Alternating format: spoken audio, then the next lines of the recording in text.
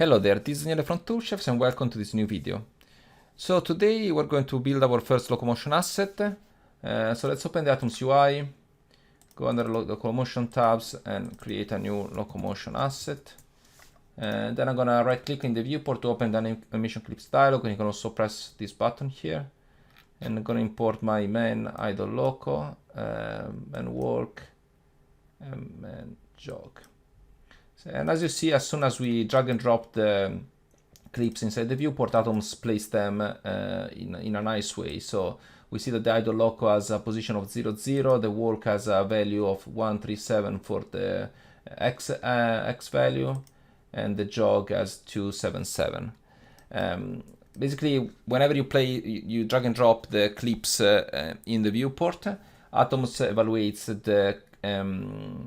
the angular and linear average velocities by, of course, for each clip, just using the frame range that is provided inside the UI. So for instance, for the main idle loco, would use the 50 frames going between 150 and 200.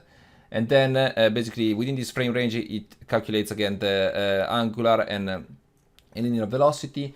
And then they are used for, for placing those clips inside the graph. So for this is why the main idle loco, because it's not moving, it's completely like a static clip. That's why we have 0, 0. For the main walk, we have 137 because the clip, the character is moving on the z-axis, just on a straight line, and it's not rotating. And the same thing for the main jog. Of course, you can go in here, and if you're not happy with these values, you can change them. So let's do that just roughly like this. Basically these values, as we already said in the first video of the locomotion series, they are just approximations, because of course the speed of and the velocity of the animation even within those frame ranges is not constant. So you can of course come in here and change the values, so you can basically build artistically a locomotion asset, and that is totally fine if you want to do that. So once we have done this, basically what we can do is we can start playing with an agent group. So let's remember just 130 and 275 for the two values here. So let me create an agent group with a grid layout and a locomotion module. Also, I'm gonna create another metadata just for later. So I'm just gonna use one agent, and I'm gonna assign the locomotion asset that we just created. And basically, as we said earlier, we use two target velocities. So one is called target linear velocity, the other one is called target angular velocity. These are two metadatas that you can edit during the simulation, and that will drive the actual locomotion. So these two values will be used for finding the right clip to play within the right clips to play within the locomotion graph. So let's change this one to double. Let's use the target linear velocity, and also I'm going to change this one to skin so that it's nicer to see. Let me activate the textures, and also I'm gonna draw the metadata. I'm gonna say target linear velocity like that.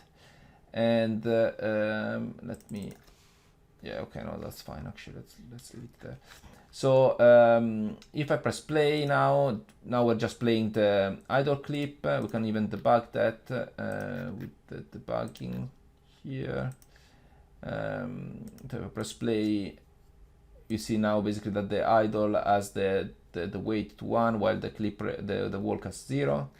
But if I change this value, so let's set some keyframes here. So between 0 and it was 130, if I remember correctly. We see now that basically the agent goes from idle to walk, and now we have a weight of 1 for the walk. We can even, of course, even like move this one here, and we can say 275, and let's set a keyframe there. So now we should go from idle to jog,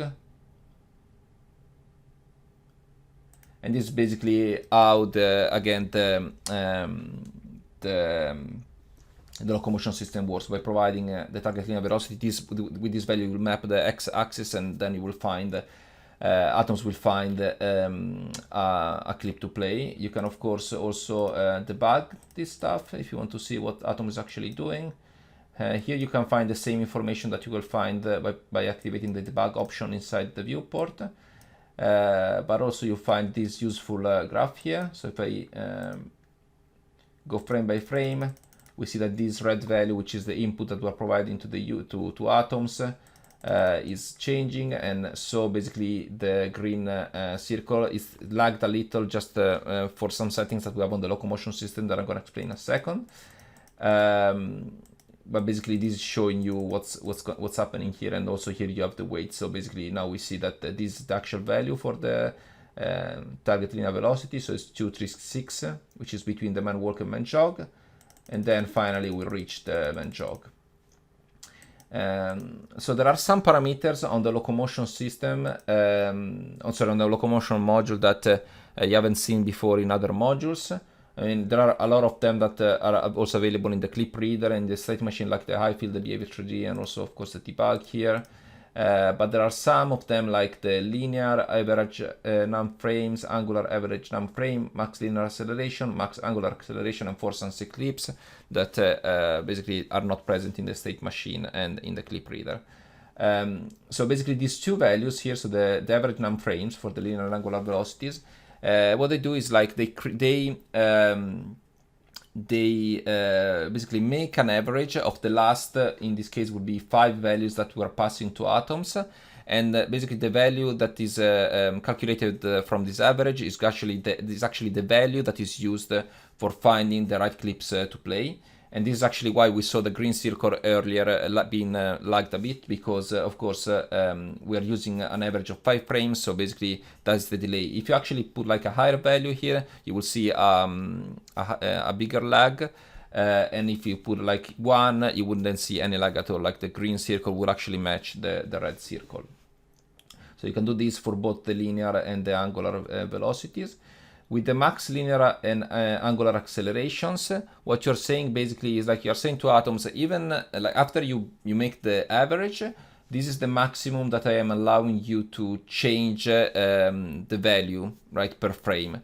This is again because for like if you have like very dramatic changes between frames, both the average and the acceleration help you like smoothing out the changing of the values that are used by Atoms for finding the clips.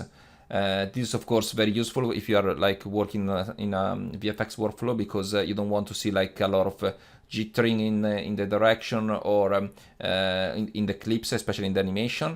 And by using even like not jittering but even like pops, by using like higher values for the averages and also providing like smaller values for the acceleration, so you're actually doing that. So you're actually making the animation smoother. With the force and sync clips instead, what you're saying is like at each frame you can instruct Atoms to see if there's a unsync clips that matches the input value that we are providing before any of these happens, so the averages and the accelerations are applied. So yeah, basically, so this is how a tradition like a locomotion system works in one dimension, so just on the x value. Now let's have a look at a two-dimensional locomotion system. Okay, so let's add some turn clips to the our locomotion system. I'm gonna open the animation clips dialog. I'm gonna type my here so I can filter out some clips, and also I'm gonna select the man walk left and man walk right 45, and I'm gonna import them. I forgot to mention one thing before when I was talking about the automatic placing that Atoms is applying to the clips when you're importing them. So Atoms does an extra step, which is whenever you import clips, it doesn't just calculate the average linear and angular velocity, but also what it does is it gets all the clips that you are importing, all the clips that are in the graph. It gets the minimum frame range among all these clips, and it uses that value for normalizing the values, so the linear and angular velocities. I'm saying this why? Because depending on when you're importing clips, basically they might be placed in a different location. So for instance, if we're gonna import the man idle loco and then these two turn clips, they might be in a different place because maybe the man walk and man jog are actually the minimum frame range compared to the idle, the walk left 45 and man walk right 45. So again, depending on when you're importing the clips, you're actually you might find them in a different place in the graph. If you want to make sure that your clips are always in the right place, like not in the right place, but in the place, in the optimal place that Atoms could find for you, you can always press on the relay out button here, and they will be placed again using that automatic placing. So you see here the man walk left and the man walk right, they don't have like completely mirrored values. So you see here both the X and Y values are different. And this is because the frame ranges that we used when we configured these two clips were different, although they are having like the same clip as source, the same file as source. What I like to do, what we're gonna do for this example here, we're gonna just say 130 here, 130 here, then just to make it so that it has more sense, I'm gonna say 45 here and minus 45 here, although again the values are not completely, they're not similar to what Atoms calculated for us earlier. You can again artistically change the locomotion asset, and that is totally fine. I'm gonna also to import my walk left 180 and man idle left 90. So this one I'm gonna set it to 0, and then here this one I'm gonna say 90, and this one is gonna be 130 and then 180. So if you remember correctly, these two clips are actually two perfect examples for unsynced clips. This is because the man idle left actually cannot really be blended with any other clip, and the same for the man walk left, because they do a very specific action. So we want to actually run those clips and then go back to the locomotion system. I'm gonna set a blend frames to, let's say, 5 and 5 for both of them, and I'm gonna save this. So now let's play with, let's try to play the locomotion system. So let me close this one. I'm gonna remove the add metadata module. I'm gonna use the Locomotion Driver, which is a module that is specifically designed for testing your locomotion assets and also doing some nice stuff that I'm gonna show you in a second. So the first thing here, you see we can edit the linear velocity and the angular velocities. We can say, for instance, I want the agent to walk, so 130, and then we can say I want the agents to rotate 45 degrees. The rotation only gets applied after the first frame. And also you have to make sure that also the max turn angle is set to to the rotation. So if I press play now, we see that our agent is turning 45, like is playing that clip, the 45 left, turn left. So this is basically how you can debug that is working correctly. So we can even make it a bit larger, the frame range, so we can see the clip being played. And another thing that we can do, for instance, is we can say I want to rotate 180. So let me set this one to 0. I'm going to set a keyframe. I'm going to set another keyframe here to 180. And then another keyframe there to 0. So this basically what I'm trying to do now is actually I want to actually, sorry, I think no, it's there. So what I want to do is, like, I want to play that unsynced clips, the turn 180. So what you have to do is really just set that specific turn for one frame whenever you do this via custom module or via a behavior tree or with a locomotion driver, and then set it back to 0. This is because we don't want the agent to turn 180 degree at every frame like we did before with a turn 45. Here also, of course, you will need to set the max turn angle to 180. And one other thing is that we need to uncheck this, simply because when you're turning with when you're matching clips that are standard clips, they're not unsynced clips, dividing by the FPS works, because of course you are dividing the rotation by the FPS. So basically this is basically the value that is being applied to the max turn angle, to the direction. So this is the rotation for the direction at each frame. Then the actual value of the rotation is being used for picking up the value on the locomotion asset. but the actual direction needs to be divided. The rotation for the direction must be divided by the FPS, otherwise you get too much rotation. This needs to be set off for uncyclic ellipse. So if I press play now, we should see the agent turning 180 degrees. And if you want here, we can even say set 3, and we can do it again. Sorry, 180. 0. This turns. Then it should turn again, and then it turns again. Okay, so this is one thing that you can do. Of course, if like this makes sense for with just one agent, but this kind of stuff you could do, for instance, with a behavior tree, like we're gonna see later in another video. And a final thing that I want to show you is how you can use actually this locomotion driver to drive a formation. So let me remove the animation. Let's make a grid of agents, like let's say 4 and 4. Also, let me disable the draw. Okay, so the locomotion driver, I want the linear velocity to be 0, so they are like in idle. And I want them to turn 90 degrees here. And then here, so let's see, 90, okay. Then from, let's say, let's play these and see how it works. So they turn.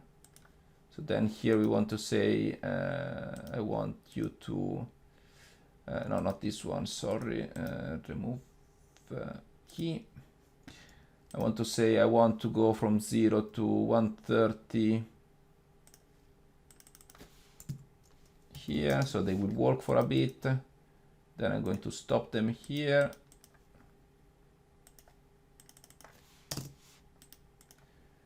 And then we might even turn them again, like this.